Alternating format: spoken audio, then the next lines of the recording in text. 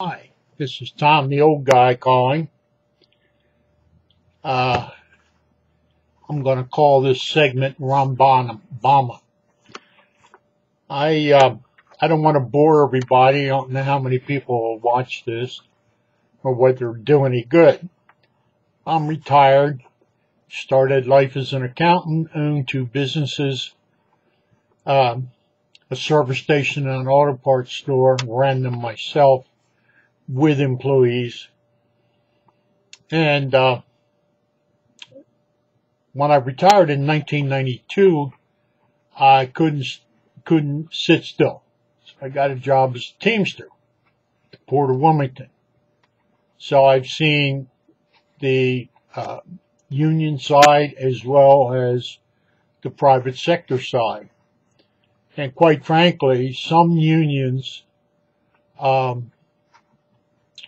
actually the divisions, get a little bit out of hand. But the rank and file always has the opportunity to run someone against the president of the local at an election and change things. All that being said, what I want to talk about today is Mitt Romney, whose real name is Willard, by the way. Remember that movie with the rats, Willard?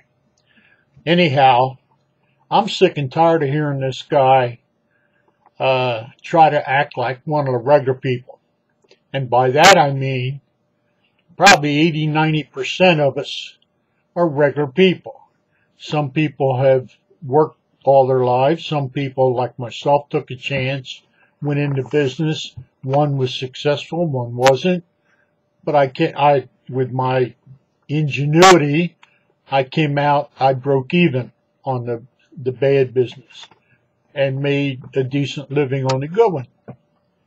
I can't tell you how many people I've hired and fired over the years with a service station, and they came and went. And you knew when you were hiring a bad guy. Anyway, back to Romney. When I see George Romney, or Willard Romney, rather, I'm sorry. When I see Willard in a plaid shirt and jeans, makes me want to puke. That guy's never worn a plaid shirt in his life. And if you look at him, they're all those LL Bean type shirts. And he wears them every day. And the jeans. All of a sudden the jeans they started out being brand new. And he wore real shiny, brown, possibly Italian loafers with jeans. And I cracked up. I saw it. I said, the guy doesn't know how to dress like an average person. Someone has to tell him how to get dressed. And the next thing you know, the jeans that he's wearing are worn. He either bought them that way, or he paid one of his staff members to wear them and wash them with some stones and rocks to make them look like they were old. That guy's never had a pair of jeans on in his life. He's never gotten dirt under his fingernails. He's never busted his ass trying to change a starter motor on a car because you can't afford to take it to the garage. You got to try to fix it yourself. Never shoveled snow. Never weeded a garden. Never mowed the lawn. I guarantee you, I bet $100 he's never done any of that.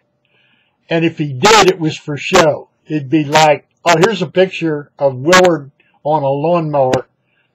But he really didn't cut the grass. It was just he wanted to have his picture taken on the mower.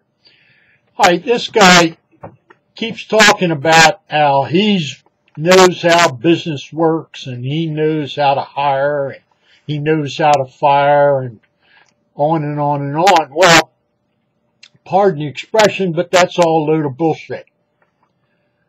The company that he formed with some of his buddies, apparently, Bain Capital, he wasn't the only person working there. There wasn't one desk and one chair in that office, and old Willard made the decisions of what to do. There was a group of people. If anybody's ever seen Mad Money with Jim Cramer, he'll tell you about what it was like when he ran a hedge fund. He had standards for everybody that he hired. And if you didn't meet the standards, you were out the door. What were the standards? Make money. That's what the standards were. Whatever you got to do, make money. Now, the difference between Bain Capital buying existing businesses and trying to make a go of them and hiring people, etc., that's all bull. Warren Buffett buys businesses like they're bags of popcorn at the local service station now. The purpose is to make money. Make money. That's what it's all about. And we're talking about the fat cats. We're talking about hedge fund managers. We're talking about investment bankers. We're talking about people like Willard and Bain Capital. They didn't go in business to help people. They're not there like the Red Cross trying to be good to the working man. They're there to make money. If they can't make money, they're going to bail. They're going to sell off whatever they can sell off and blow the company out. And it's like you get a notice in your pay stub, depending on whether you have a union or not. Union, you have 90 days notice. But otherwise, like if you're in a right to work state, you get a little piece of paper in your check saying, don't bother coming back Monday, we're closed. And that's how he did business. That's how he made money. Guy started out rich, never worked a day in his life, doesn't know what it's like to miss a payment on your credit card bill, doesn't know what it's like to worry about having money to take a trip anywhere in the world. He's an elitist. He's like John Kerry. Now, get off the track a little bit. Can you imagine when John Kerry got caught hiding his $70 million, or whatever the hell it was, yacht in the state of Rhode Island because he saved $70,000 in Massachusetts taxes by registering his boat in Rhode Island and docked it there till he got caught and he had to pay. Now, the guy's married to the widow of John Hines. He's a super guy. I can remember him. And they're worth a gazillion dollars. This guy's worried about 70 grand. That's pocket change to them. But it shows you the mentality. It shows you the thinking of all these people and all the senators and the congressmen that have been there forever. There's people 75, 80 years old that are there. I'm 69. When I get to be 75, I don't want to be making decisions that affect the whole country. I feel that I have some diminished capacity. I might be sharp, but I wouldn't want to take a job running the country. But those people really don't take a job in government to run the country. They make the job because that's where the money is. Willie Sutton, the old bank robber, he'd be so excited because they asked Willie Sutton, why do you rob banks, man? He said, because that's where the money is.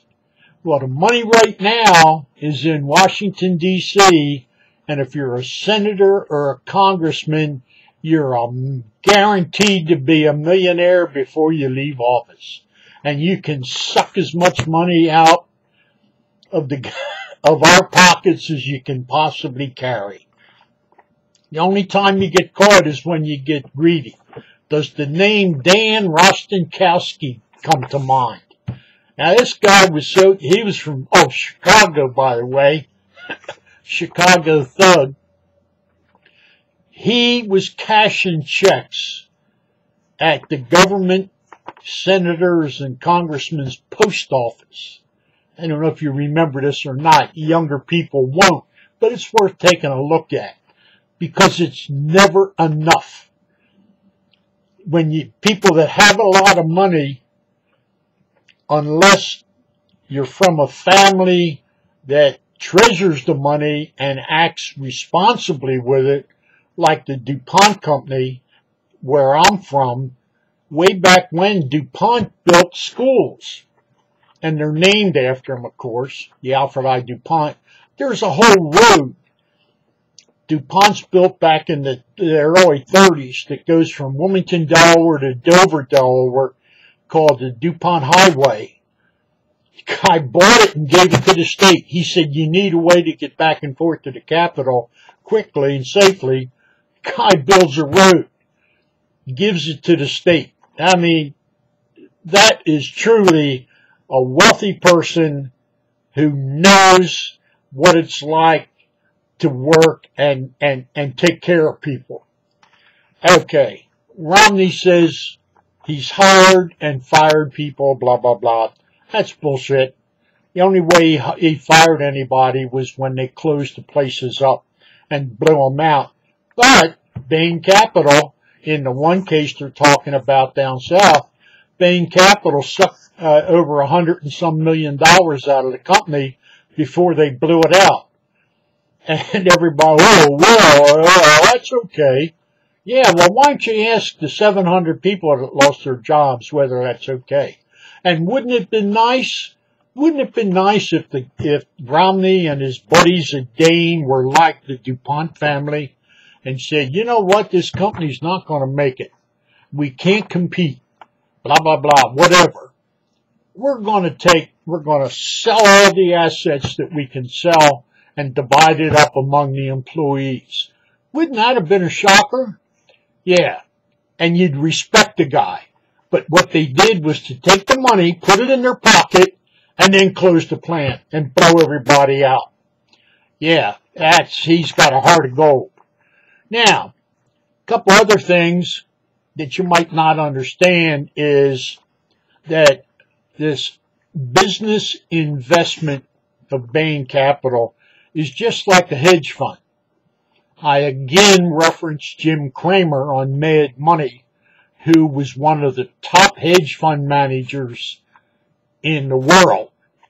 And he made so much money that he retired, I guess, and he went on TV, and the guy's a character. He's not always right, but he's pretty smart.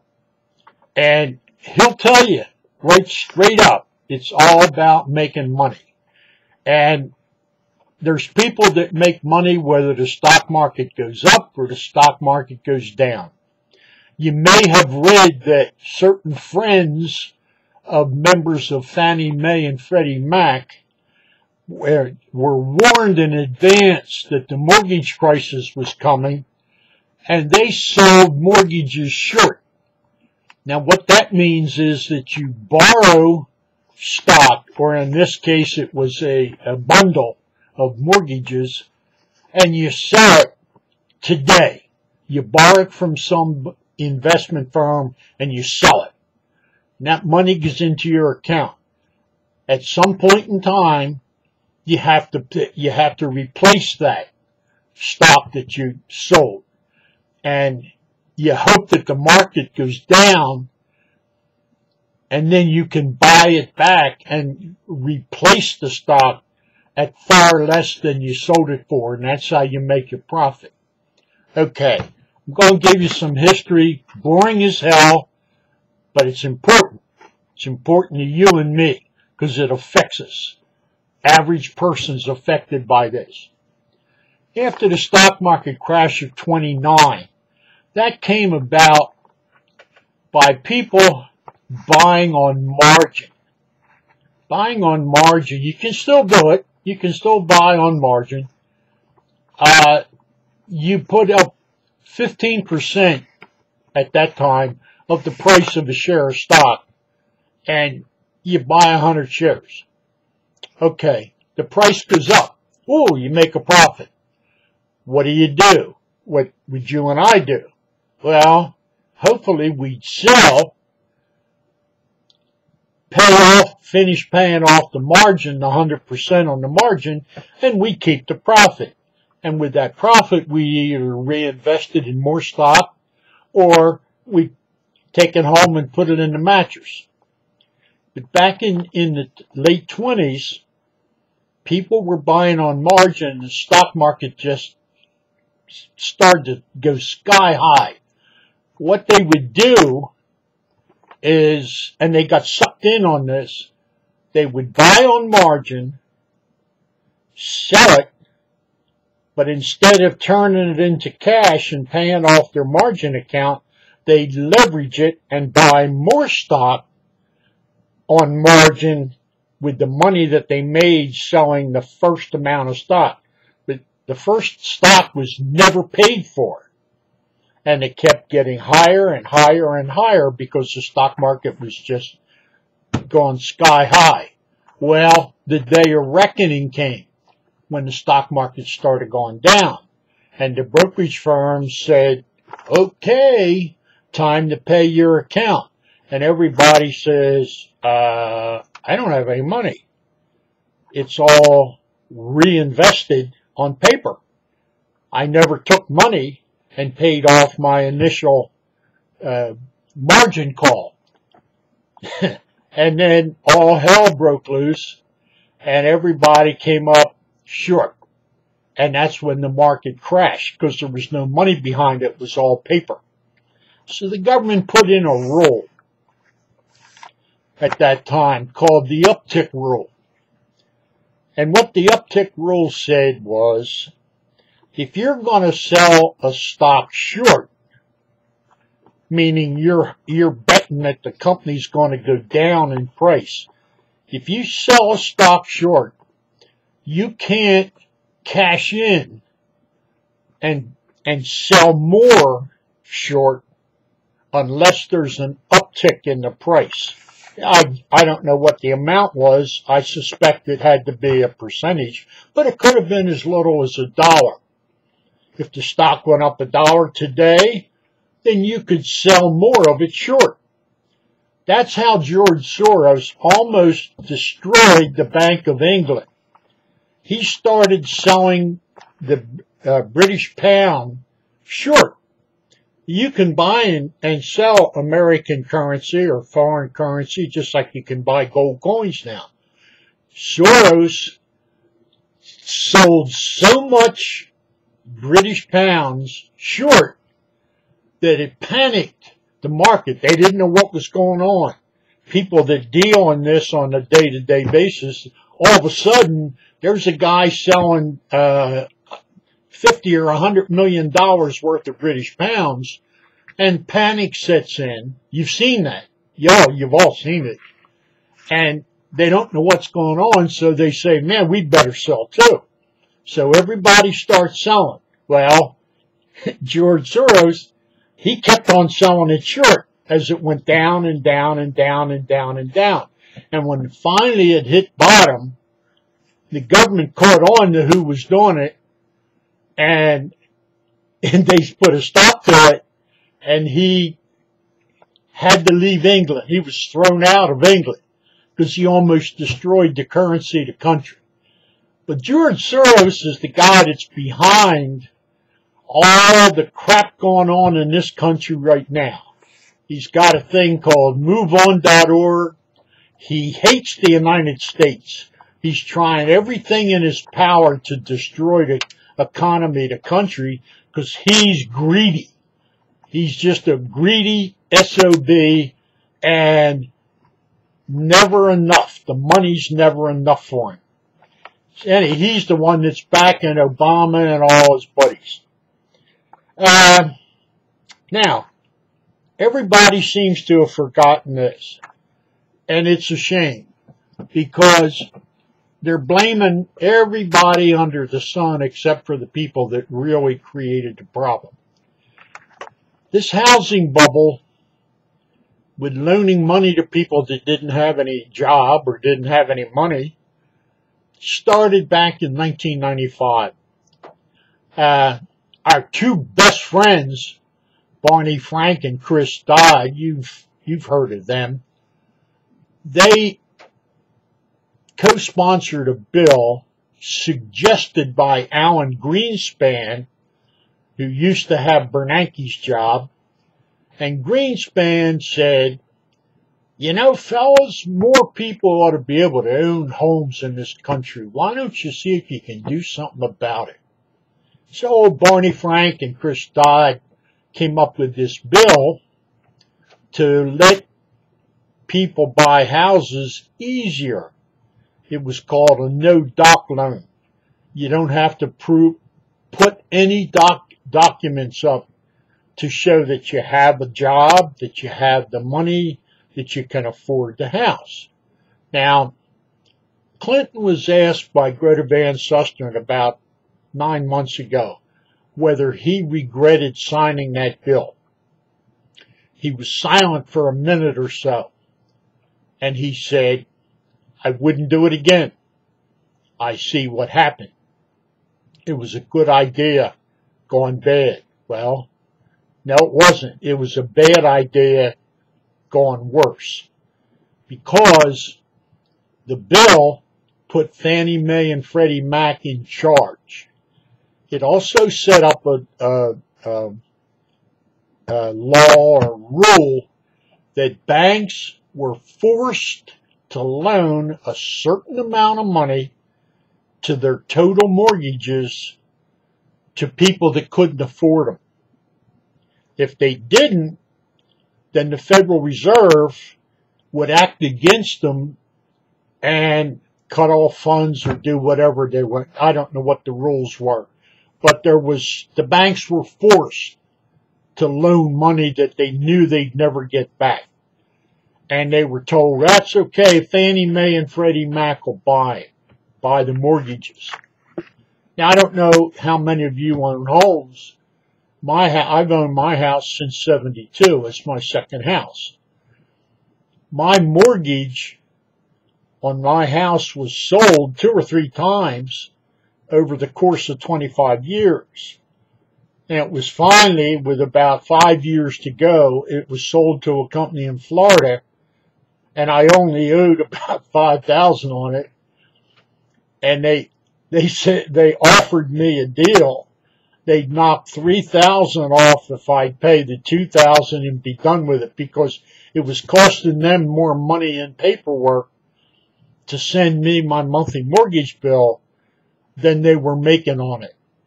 And that's how it works. And you hear the advertisements today, oh, you're being cheated on your mortgage. No, you're not. You're not being cheated.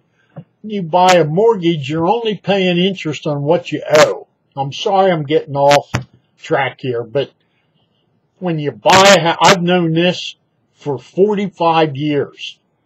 When you take out a mortgage, the first thing you look at is if there's a prepayment clause. In other words, are you going to get hit with a penalty if you pay it off early? And if it's not there, if there's no prepayment penalty, then you can do this. Here's a little trick. Everybody gets a schedule, a mortgage schedule. It shows you every payment that you're going to pay and how much of that payment goes to interest and how much goes to principal. And if usually you have to give the bank or whoever holds the mortgage, you have to give them 30 days notice that you're going to make an extra mortgage payment. Now let's just say that you have an extra $500 you got as a bonus, or you won it at the racetrack or whatever. You take that chart that shows how the payments are split up, and in the first 10 or 15 years of a mortgage, most of the payment goes to interest. Well, let's just say, for instance, that the amount of the mortgage is $100,000 and it goes down every month when you make a payment. Well, if you have as little as $500, you look at the mortgage and you subtract 500, and you'd be surprised, it's probably going to be about 10 months. And you draw a line across that, you pay the 500, and you've just saved all the interest for those 10 months that you would have paid, because The mortgage interest is based on the balance due. It's actual interest. It's not like a credit card where they say it's 7%, but it's really 150 or some ridiculous amount of money. It's simple interest charged on the balance owed. Okay, I'm off the track on that. Now, after this Barney Frank and Chris Dodd deal, of course, the two of them put their friends in, Fannie Mae and Freddie Mac. You've heard about them, but we hear this so much we're becoming immune to it. One of their friends in 3 years made something like $60 million, and then he bailed. Did he go to jail? Hell no. None of them have gone to jail. And who got put in charge of fixing the mess? Oh, Barney Frank and Chris Dodd, because the Democrats were in charge of the Senate and the Congress. So they put the two thieves back in charge of the chicken coop that they created, and they all got money under the table for it. Now, Chris Dodd's retired.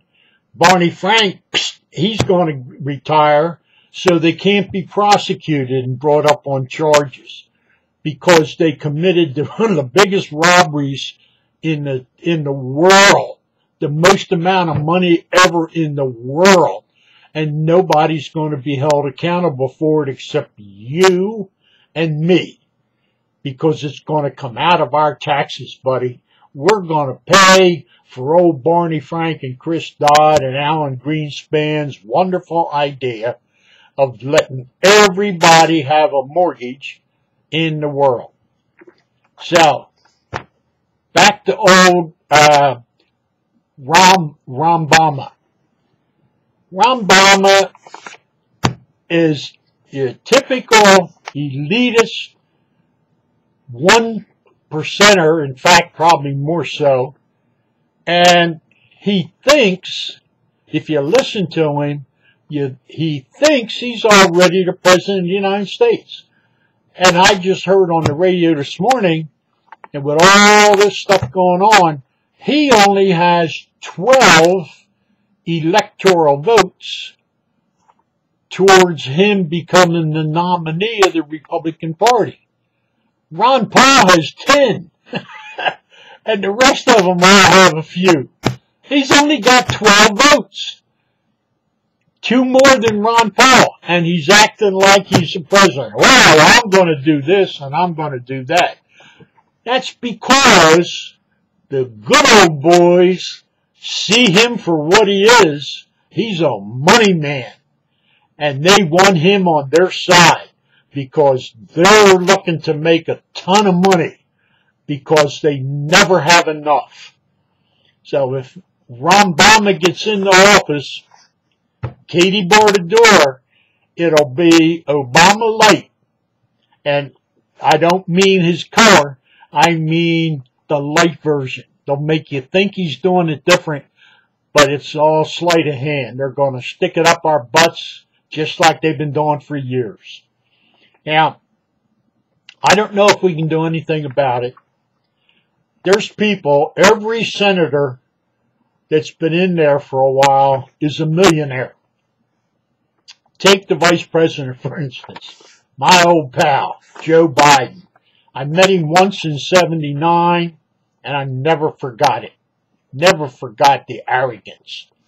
And by the way, Romney's arrogant to act like he's already won the election. But anyway, you all know now, you know what I've known since '79. If Biden is he's a jerk, to be kind. He's dumber than a box of rocks. And his son, who he put into office here in Delaware as the Attorney General, he's as dumb as a bag of hammers. Then we got the other senator, Carper, and Carper couldn't find his way out of his office until they put a sign on the door marked exit. It's the only way he could get out. He was wandering around in his office for days until they finally wondered where he was, and he said, I can't find my way out. I keep going into the closet.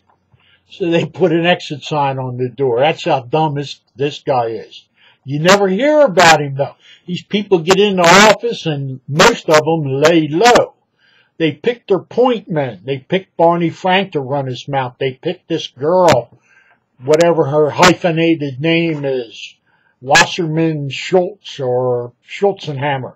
Her hair looks like an old Navy mop that I used to use to swab the deck. And she talks weird. She's like a number 2 to Barney Frank. She's not as bad as Barney. And by the way, the reason Barney talks so weird is he doesn't have any teeth. Now, the fact that he's gay might have something to do with that. But I think he could still buy a set of teeth so he'd look like a normal human being. And then when he's with his friends, he could take his teeth out. Everybody'd be happy. And he wouldn't look like a doofus. A guy looks worse than Elmer Fudd. It makes Elmer Fudd look good. Anyway, that's about all for now. I'm sorry I bored you to death. I hope some people watch it. And I don't know what we can do. There's not much we can do. The deck is stacked against us. But, I'll say one last thing. Why is everybody pissed off at Newt? Well, the way that Newt got stuff done when he was in office, he has a short fuse. And they've tried to bait him to make him get pissed and say what's on his mind. And he's finally fighting back. Romney and Paul spent millions blasting him. Well, guess what? The reason they don't like him and the Republican Party doesn't like him is because he didn't follow the rules. He went to Washington with a plan. It was written down. He got Clinton to work with him. They compromised on some things, but they reformed welfare. They balanced the budget for 4 years. And God knows what else. And then I said, whoa, wait a minute. This guy's making a lot of changes here. I think it's time to get rid of him. So it was, now Newt brought it on himself. He was feeling a little cocky because he was getting everything done he wanted to. So when you get a little too cocky in the government, they take you down a peg. And that's what they did. They got rid of him. And now they're saying everything under the sun nasty about the guy.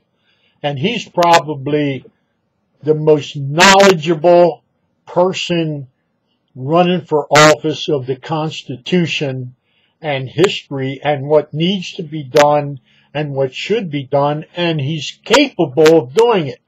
But it'll piss off the Republicans because they don't want to work with the Democrats in any way, shape, or form. But if you have a president in the office that says, hey, this is how we're going to do it, I'm calling you into session, whatever it takes, until we get this hammered out. I'm not going to play golf 120 times. I'm not going to go around on the people's dime and collect money from my election a year and a half before the election. I'm not going to be out of town and let other people make decisions for me.